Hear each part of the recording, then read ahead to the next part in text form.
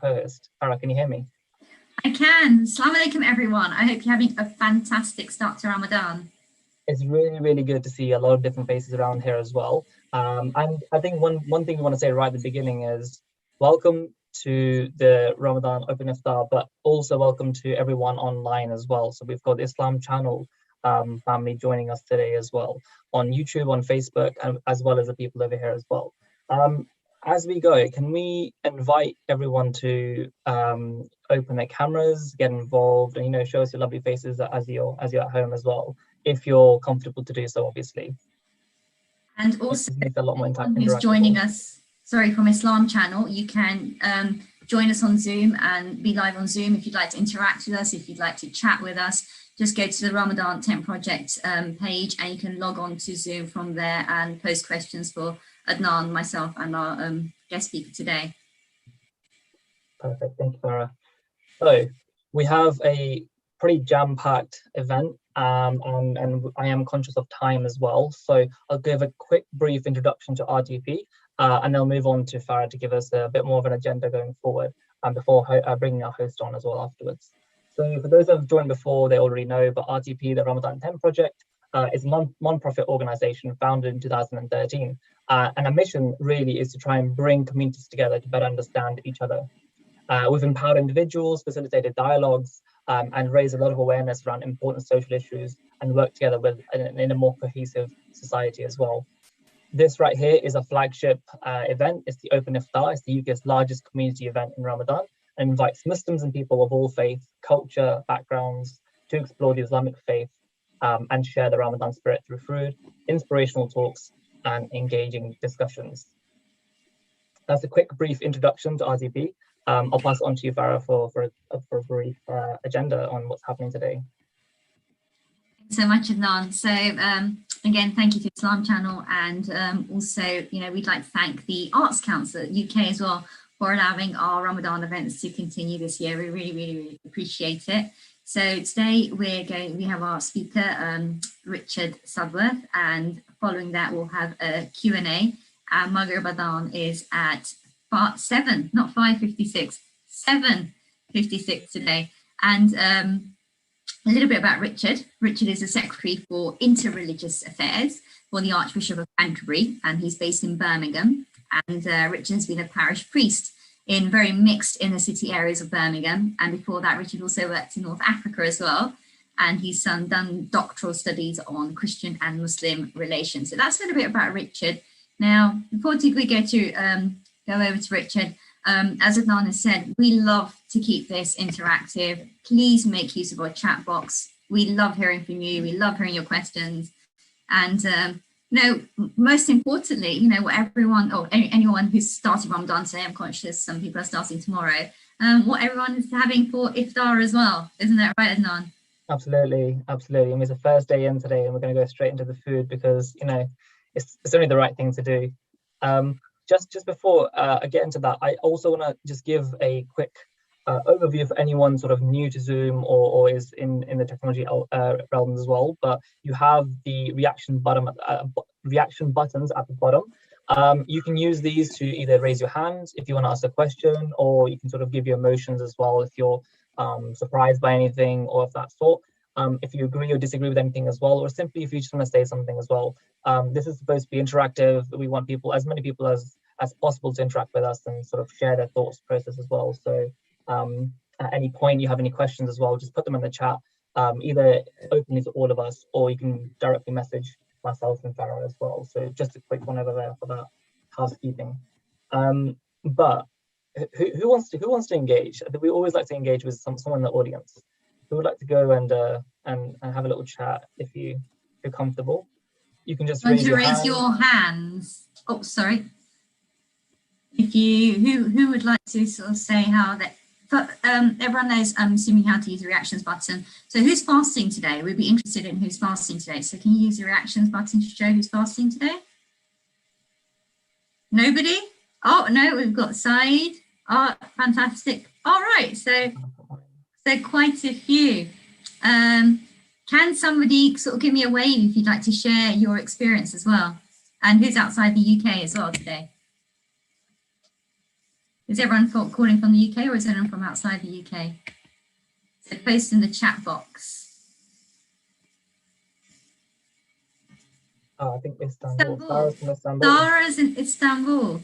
Wow, okay. Wow, Sarah, do you want to give us a little overview of what it's like in Istanbul at the moment? Okay. Warm, she says. It's warm and it's Isha time. Okay. So I sort of head off to pray then at the moment. Adnan, Reading side. Do you want to tell us about how your are you happy to share how your fast has gone today? UK Reading. Anyone else? Do keep posting in the chat box. It's around the corner from me. I'm in Reading as well. Well, we're I know. popular, good to see. What are you having for dinner today, Adnan? And me, I'm gonna open the fridge and I'm gonna pick everything from each shelf. It's one of those days. I can't. Whatever I see is going straight into my mouth. So it's not the conventional answer, but that's me. What about yourself? Do you know what? I think it might be pretty much the same. Go on. I'm very organised on my breakfast, so I don't know what everyone does for breakfast, but I find overnight oats really, really work. So I went out today and I got some peanut butter because, you know, overnight oats, peanut butter, they've kept me going all day. Why not? Why not? A bit of everything. What sort of interesting breakfast is everyone having? What works? You know what, I'd be really interested to know what breakfast works for everyone during Ramadan. You know, what actually really full during Ramadan? Because the days are just going to get longer, right? They are. I think we're going to be like an hour and a half longer by the end of it. An hour and a half longer. So 3:30 in the morning. What are we having? Oats and dates, Said says again. And you can't go wrong. That's a good point. Cereal. Is that like a big bowl of cereal, Rehan? Porridge. Anyone else? Oats seem to be the thing. What do you have, Adnan? I'm curious. In the morning, I am, you know, the cookie cream cereal that you get. That's me. Oh God, that sounds goes down well. And porridge, you know, like you can't go wrong with porridge as well. Do you know what? I did porridge for so long, and I remember my mum used to make us porridge, and for my sister and I, and we used to literally fight over who had the smallest bowl of porridge. So, you know, the mummy bear, the baby bear, and like the middle bear. So I know that's bigger. No, you had the bigger one last time. So ever since I discovered overnight oats, got to be done. I was in Egypt a couple of months back, and the concept of breakfast is completely different. It's actually brunch. You go all out. You don't have small portions. And when I say a huge brunch, I'm talking about 6 or 7 different plates of different types of things. You have bread with everything. You have full, which is like beans. You have dessert on top of it. It's what it's called now, but it has honey on top. 3 different types of honey. It doesn't stop. It doesn't stop. So now that I've got everyone, now that everyone's starving now, I'm thinking of all the food, and I'm looking at time as well. I think it might be time to get into the talk. I think so. So Richard, over to you. Can you are you able to connect? No, should we seem to still be on? Let me unmute. Yeah. Richard, you should be able to. I'm now unmuted. Fantastic. Fantastic. What are you having for breakfast? What did you have for breakfast this morning? Muesli and some toast and marmalade. Can't go wrong. That sounds very nice. Right, over to you, Richard. I have to say, all this talk of food, all of you who are fasting must be absolutely starving now. Your tummy's rumbling, so I've got to distract you for the next little while. Just first of all, let me thank you for the warm welcome. It's lovely to join you. I was with you during last year's Ramadan with the Archbishop, and prior to that in person, and I really look forward to joining you all at another open iftar in one of the squares in London or perhaps elsewhere in the next year or so. I really hope we get to see this kind of thing. Yeah, just got a few thoughts and perhaps some probing questions for all of us and reflections perhaps on the last year. And got this title I've been given, Compassion and Solidarity. But again, before I jump in, just let me wish you every blessing for Ramadan, that God's presence will be with you. And again, very, very big thank you for hosting me as a guest and as a non-Muslim into this first evening of virtual open iftars. So I feel very, very honoured. Thank you. Well, what a strange year. How many of us would have imagined this lockdown phase of our lives even just over a year ago? Who could have anticipated virtual iftars like this, or church services with social distancing, mask wearing, and services without singing? Eid without visits to family and friends. Easter without the bread and wine of Holy Communion for Christians. I wonder who you would mention in listing people who have demonstrated heroism and virtue over the last year or so. Might want to think for a moment, particular people that you may even know. I suspect high on all our lists would be frontline workers of all sorts. Yes, doctors and nurses braving the pandemic at its worst to continue to provide life-saving care and dignity to those who have been ill or are dying, but also teachers, cleaners, shop workers, all those who have ensured we stay fed, secure, educated. What all these examples have in common is action on behalf of others at risk to self. Been asked to talk about compassion and solidarity. When people go into places and situations for us and in ways that expose them to the rough and tumble of risk that we may otherwise experience, they are demonstrating solidarity. That other word, compassion, extends that notion of solidarity into shared suffering. It literally means, the etymology of the word in English, compassion, is with suffering. In the Christian faith, the passion is the suffering and death of Jesus at the cross, what we remember on Good Friday. Those vivid images of exhausted frontline workers, faces smeared with long hours of mask wearing and the hot weight of heavy protective clothing, are a testimony to true understanding of solidarity and compassion, of suffering with. We would have liked to have hugged our ill friends, or anyone actually, over these last few months beyond our households, hugging our grandparents in care homes. But countless people have done this for us and been with us in these simple acts of faithful generosity. Sam Wells is the priest at St Martin in the Field, and if you go to Trafalgar Square, see the big Nelson's column, it's the church that's by Trafalgar Square. The vicar there, Sam Wells, is also a theologian of ethics, and he talks of different ways that God engages with humanity. Along with what he calls doing for, doing to, being for, he says that the supreme action of God, in his view, is very simply being with.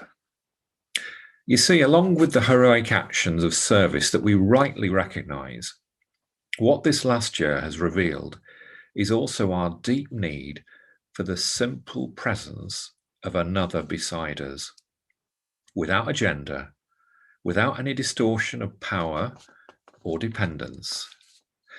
I'd like to suggest that some of our real heroes have just listened, just heard, loved us for who we are in the midst of pain and loss.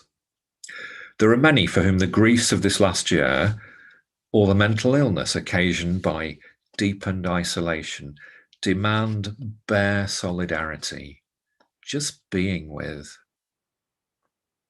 There's been a growing appreciation, discussions in the Church of England at this time about the practice of what we call lament, something we see in the books of the Psalms, a pouring out before God of our pain, not for the achievement or of any answer, not even for resolution, but to be with the God who is with us, who loves us. It's an instinct familiar to those that work with the dying. Put away easy words. Stop trying to make it all right. Some things are just not all right. Just be with. Let me rewind a bit, though, and this is where it gets a bit complicated and where I'm going to pose as many questions as I'm going to say stuff. You may be very correctly asking questions of what I said about compassion and solidarity and the nature of God. Can we actually state that God is with us, alongside us in any identifiable way? God is God. We can't make God into a human being with virtuous instincts that we see in humans put onto God. In both Christianity and Islam, in the mainstream traditions, God does not suffer. God cannot share our pain, otherwise he won't be God. Now, I'm not going to go in deeply into all of those big, huge theological questions, but just to offer some reflections. For Christians, the identification of God with humans comes in the life of Jesus Christ, in our conviction that the very being of God is entered into the world in the form of a human, in the frame of our common mortality. In the Christian tradition, that supreme being with of God is through Jesus. But there is still a great mystery, still huge questions about what that means for our understanding of God. So in the Bible readings that Christians have had, and I love it when our festivals jam up against each other, and particularly at this time, because there is this sense of shared deprivation. I know from my Muslim friends and from having enjoyed it so personally with friends and neighbours as well, how much it will pain you to be doing this virtually. I know the talk of food is not just because your stomachs are rumbling, but because actually you'd love to be with your wider family, digging deep into the food that's been prepared shortly. That's a huge loss.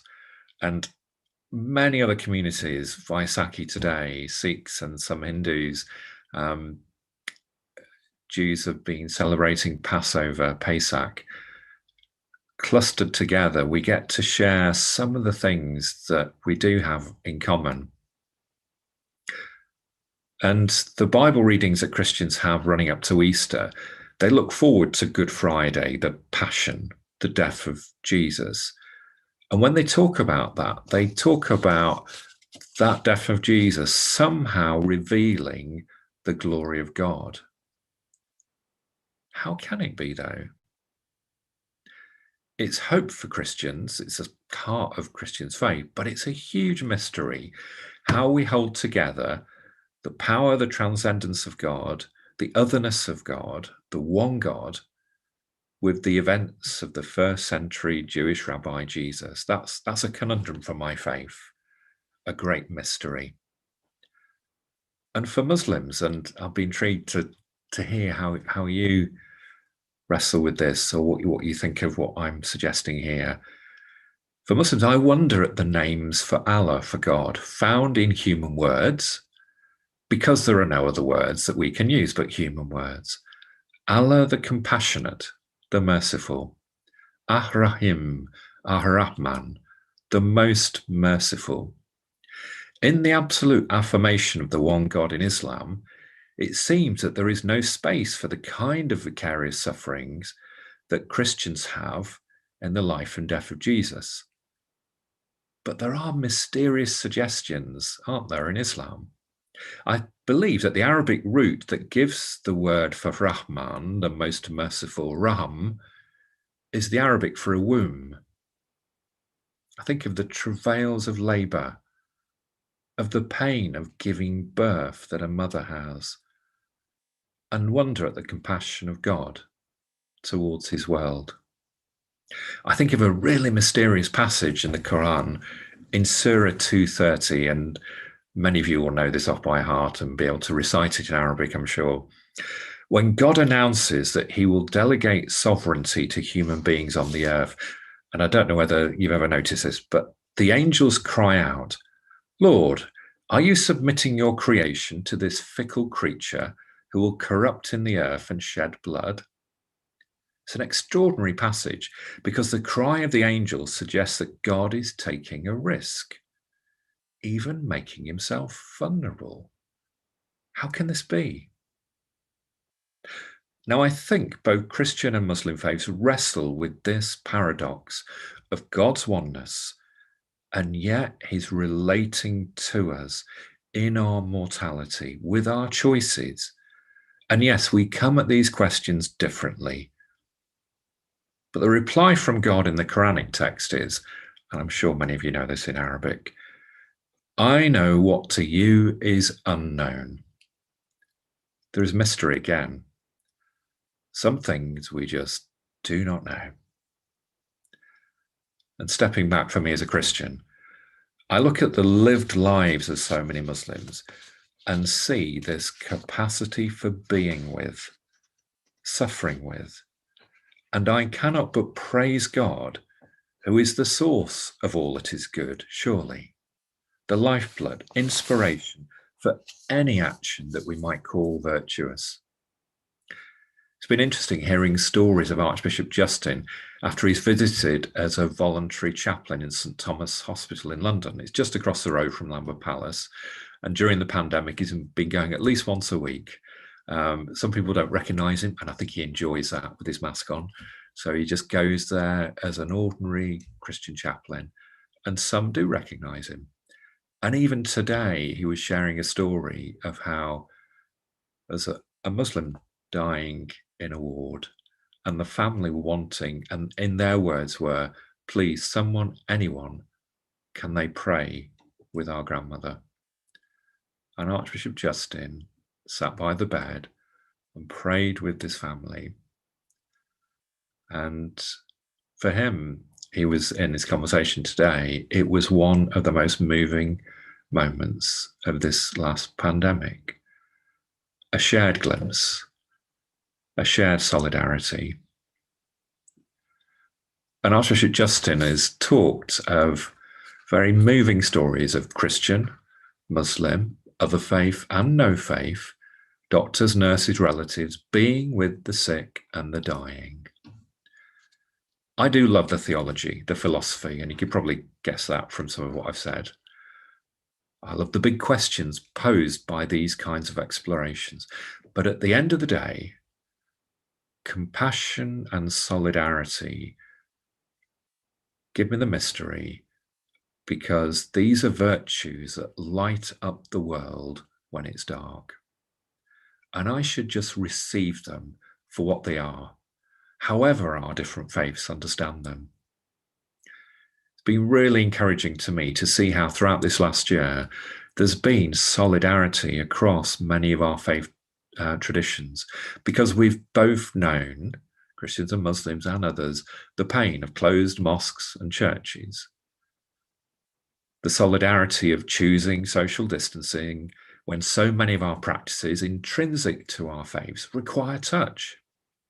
I know one of the things when I first ever went into a mosque and just sat with Muslims in prayer, one of the things that struck me was the solidarity of men praying shoulder to shoulder. Really visceral. That's powerful. And you guys are missing that, aren't you? Like we're missing singing songs and the bread and wine of communion. The shared solidarity of knowing some of our major festivals have been really stripped back. At a time when being with physically has not been possible, there has been a profound being with in compassionate decisions for the common good, so that the pandemic should not spread. I want to finish by just reiterating again that compassion and solidarity sometimes do not require any action from us. Sometimes that's the first thing we want to do. We want to do something. Sometimes silence is what is required. Just being alongside, being with, is often enough. In that spirit, and as you begin to move into your time of prayer, and before our few minutes of Q&A, I'd just like to suggest a few minutes of silence, or a few moments, not minutes, that'll be far too long. A moment to recall ourselves before the Creator God, being with the compassionate, most merciful, who is with us. Let's have a pause for a moment.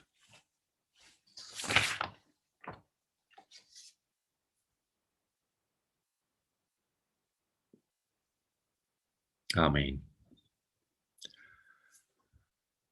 And I think we got some questions now. Thank you, Reverend Richard. That was really, really good. I really enjoyed that as well. And there's a couple of things I want to pick up on as well in a little bit, because I think there's more questions coming up first. And from everyone else as well, I mean, get your questions in. You can also ask them directly if you like as well. I know Farah has one to start off with. Thank you, Richard. That was, absolutely, wonderful. And just a couple of points I picked up on. The supreme act of, God is just being with, and, the need for a presence without distortion, and being with the God, who just loves us, that God is compassionate and merciful. And I think also often that we forget this, God is a source of virtuous action as well. And thank you also for sharing the story about Archbishop Justice and the shared solidarity and compassion. That was really nice and really touching. And I totally agree that sometimes, compassion and solidarity just need silence. Just being with someone is enough. And we're going through difficult times, and I think it's fantastic you touched on, that we need to stop making things all right and just to be with things. And that's something I've been, consciously practicing for a while. But what I think, much of our audience would like to know as well, how do we make this easier? And how do we use Ramadan to practice this and deal with the effects of lockdown as we enter a so-called normality, just to, be with things? Gosh, big questions. I mean, I won't dare to suggest practices within your own faith that you should take up or develop in terms of making us resilient through this, but perhaps just share what's been real for me, and that there may be echoes that are appropriate for you.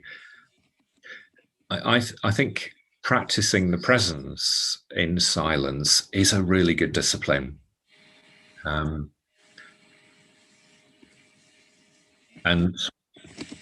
in many ways, what the pandemic has done, which is why I think the rates of mental illness have shot up. It's pushed us back on our own resources. And I think we need to develop disciplines in terms of listening to ourselves, listening to God, listening to God's voice. And that's hard work. And actually that can be a bit scary. And I think as we begin to come out of versions of lockdown, I think there are understandably lots of different reactions. There are some people, and I see it already in people out in pub gardens and wanting to get the haircut and go shopping, and then there are others who are really terrified, and it's another readjustment. And I think it pays us to just pause and listen to what's going on. And what we do share as Christians and Muslims is that we are made fearfully and wonderfully by a loving Creator God. listening to, I mean, there's a Bible phrase, listening to that still small voice, which might mean switching off the TV and the audio headphones and just being silent for a bit. Thank you so much, Richard. That's wonderful. I'm going to hand over to Adnan, and we have some questions from our audience as well. So Adnan, over to you. Thank you, Farah. Reverend Richard, just going back on your talk, you mentioned you'd be also interested to hear some other words that sort of resonate with ourselves as well, names of God, for example, and names of Allah. And the one that came to my mind was Ar-Razak, and Razak in this sense was the provider, the sustainer, and the bestower of sustenance, so the all provider. And the reason why that one stuck out to me the most is in times like this, and not even if it was COVID or pandemic or anything else like that, but just going through Ramadan each year, I have this firm belief, and I'm sure many other people do as well, that you will receive from above. Like, God will give you, and there will be some sort of sustenance. So those people that might be heavily affected or are going through really difficult, challenging times, there's always that belief that there's something better at the end of this, because Allah is Al-Razak. He is the provider. He is a sustainer. He is the one who gives. So I just wanted to share that. And before I move on to the next question, and I believe Hawazin has a question, and we would like to invite Hawazin to ask this question. Can I unmute somehow? Yeah, I think that's fine. Assalamu alaikum. Hi, everyone.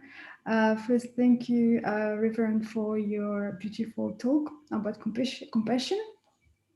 I think it's really interesting, and it's a really interesting and deep theme, in particular during Ramadan. And I was wondering, actually, how up to you we can improve compassion between one another in our everyday life, because I feel like sometimes there is so many, there is like a fight of the egos, or I don't know, like we are not always that kind between one another. So how can we improve this in our everyday life? To you, if you have any advice? Gosh, that's a really good question.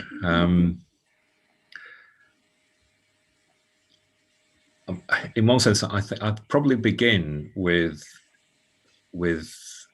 problematizing the whole thing, because on one level, we can't engineer this stuff, and there is no magic wand. I think there are disciplines and practices that help. And for me as a Christian, I think patterns of prayer, of community, and importantly, in a social media age, I think compassion is often in short supply. I was talking with a colleague today about just how toxic social media environment can be. So when I talk about the importance of community, I think being in a community that's diverse, so that we get to hear the challenges of different opinions, different voices, rather than having echo chambers. I think those things really help. Yeah, and listening to people. It's interesting. I remarked the other day that a series of signs, sort of cardboard printed signs around Birmingham, and I'd not noticed them before. And so, what's that? And it was something. It's something like "Walk in my shoes," and apparently it's part of a mental health campaign. My daughter's pointing out it's a national campaign. Walk a mile in my shoes, I think it is. And there's something about that. How do we listen and hear each other? Because we become more compassionate when we know where they're coming from. True. Yeah, but great question. Thank you. Great talk. Thank you, Hawazin, for your question. Thank you, Richard, as well, for the response. There's been a lot of comments as well saying lovely responses and great words as well. We've got a couple more questions, which I'll pass on to Farah as well. Just before I do that as well, just to highlight as well, we have about 5 more minutes, let's say, before we want to sort of conclude, and then sort of have a 2-minute silence and break before the azan as well. So Farah, on to you. So we have Rehan here. So Rehan has a question for you as well, Richard. So over to you, Rehan. Hi, Richard. Thank you again for your talk. So my question is there any sort of change, because you talked a lot about how you've had to change the way the church is run during the pandemic, like social distancing, you know, singing. Is there anything that you've had to do that you'd sort of like to continue? For example, in our mosque, like sometimes we have to have bookings and stuff. People have to sign up their name before they go, which is sort of quite good in the way, because it does kind of control the crowds a little bit. And like some of our imams have been doing stuff online. So is there anything that you'd like to continue? Because I know there's a lot of things that you probably want to return to, but is there anything that you think has made churches run a bit, you know, a bit more accessible, a bit better? Yeah, definitely. I think I'll pick one thing. Many of our churches, and my local church, for example, on a Sunday morning, it's Zoom. So there's an early morning service that you have to book in, and a small number go to that. But most people attend a kind of Zoom virtual church. And I think what is here to stay, and is a good thing, is that many churches will be blended or hybrid. I'll come up with those words. So they have to offer something physical, person to person, because that's how we're made as human beings, but also have a virtual offering, a digital offering. And it's interesting, I've been involved in some of the weekly online services produced by the Church of England, and disability groups in the church have been telling us, look, we've been doing this for years, because if you're chronically ill and stuck at home with a physical disability, you can't get to church anyway. So welcome to our world, because we're suddenly been accessing more stuff because you're putting stuff out there that's virtual. So, you know, there are lots of people that are going, great, I can now feel part of a church community because I'm stuck at home most of the time. So that's one of the things I think is here to stay, and it's good.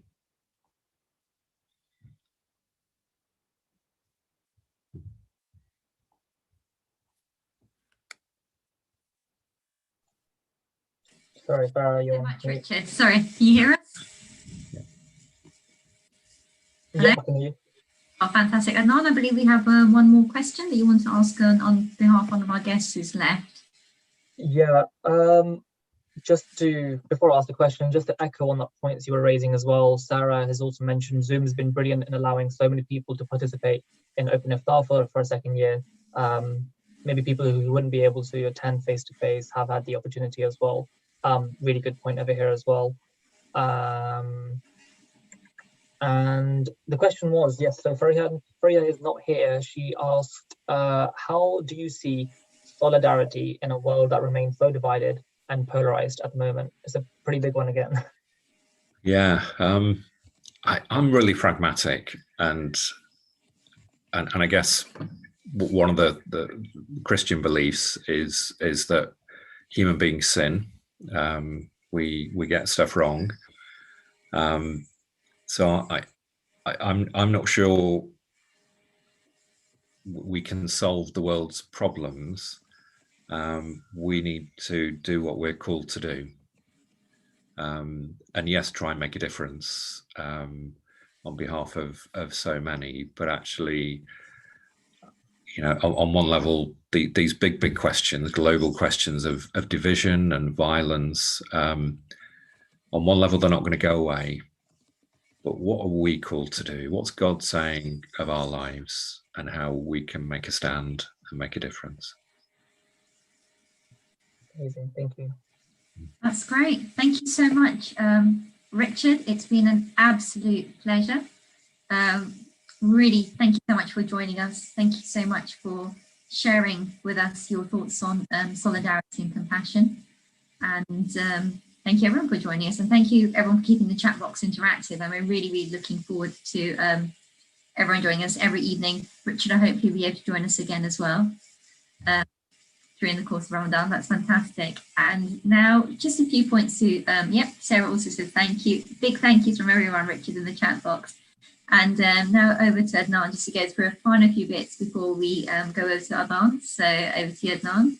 Perfect. Thank you very much. And just to echo, I mean, on what Farah's saying as well, thank you, Richard, for your time. Honestly, it's really appreciated.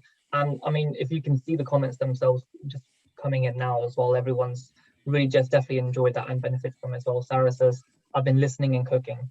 So multitaskers over here as well. And that's really good to see. And this is the essence of what I want to say in the last couple of minutes before we go to Azan as well, is the essence of having Open Iftar. And my first time I ever went to Open Iftar was live, was in public in 2019. That was a year I decided to join the organization and be part of something that brought people together. And so the year after was online. However, I'm still here and I'm really enjoying it, and I've met a lot of people. And part of this is why it's important to hold something sustainable, like virtual Open Iftar. And we have to thank our sponsors and partners for this as well. So the Islam Channel this year has done extraordinary support for us to be able to host this. And they've also been able to host us on their channels on YouTube, on Facebook, and we will be here every single day with new guest speakers and more things happening on board as well. We'd also like to thank the Art Council as well, UK. So they've also supported us through this and helped us to really build ourselves. I know this is the second year only, but I'm sure it's going to get bigger and better from here as well. Last and not least, everyone over here that's joined us, that's on the Zoom call, but also on YouTube or any of the other platforms. This wouldn't be anything without you guys. So we have to sort of thank every single one, because it's you who make it. So from the bottom of our hearts, I mean, it's been the first day. I've really enjoyed it. I'm sure you have, Farah, too, as well. Thank you, Reverend Richard, for joining us. If you have any final thoughts or anything else you want to add, more than welcome to. We have a couple of minutes left, and then we'll probably go into a minute silence, a minute reflection time before the Azan goes. Just thank you for your graciousness and welcome again. And yeah, just urge you to listen to that still small voice in this next month of Ramadan. And Assalamu alaikum. Assalamu alaikum. Thank you very much. Thank you. And with that, we'll go into a reflection period for the last less than a minute. Ramadan Mubarak, everyone.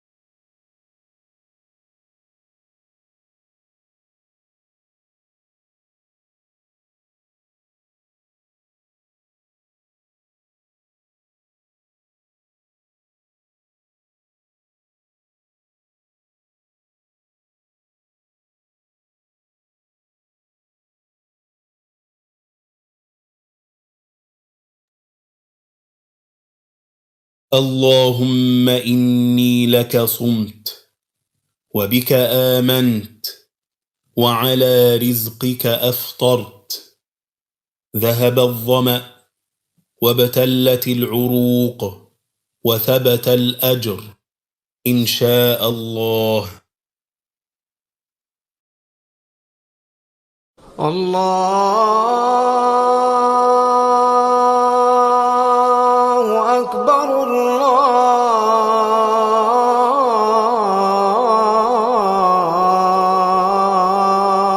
الله أكبر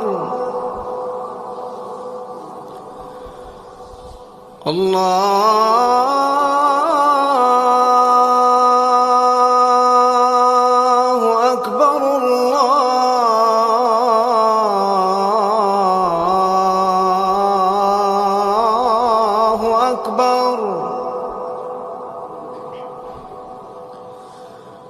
أشهد أن لا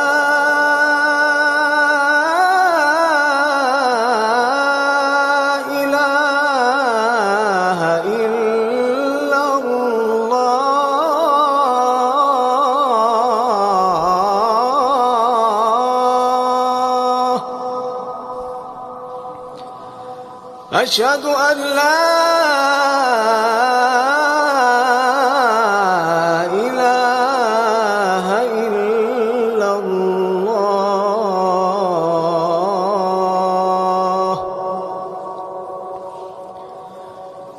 أشهد أن محمدًا رسول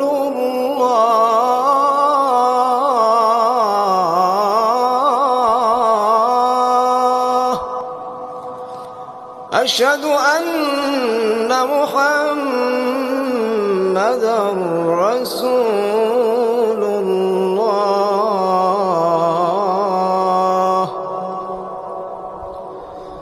حي على الصلاة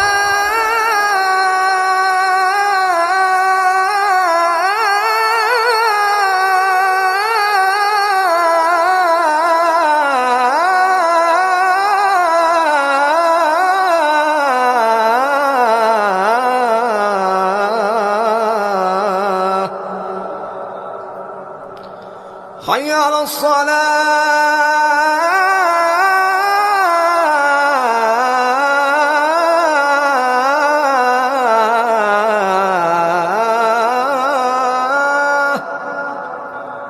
حي على الفلاح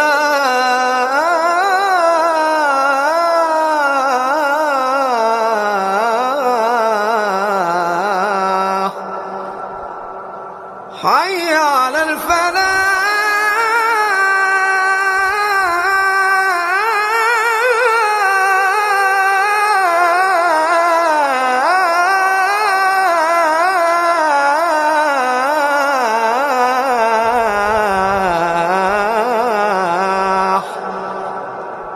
الله أكبر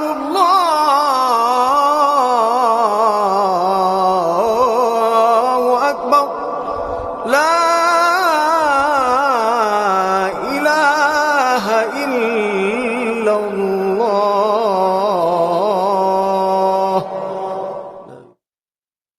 اللهم رب هذه الدعوة التامة والصلاة القائمة آت محمدا الوسيلة والفضيلة وابعثه مقاما محمودا الذي وعدته إنك لا تخلف الميعاد.